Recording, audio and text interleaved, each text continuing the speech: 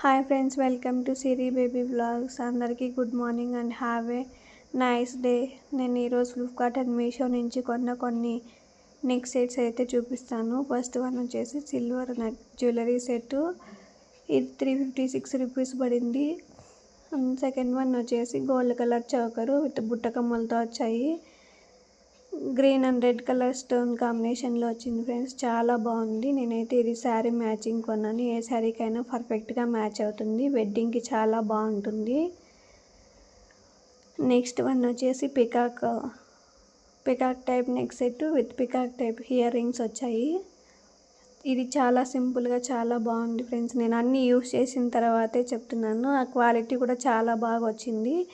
ఇది just 189 rupees పడింది అంతే ఫ్రెండ్స్.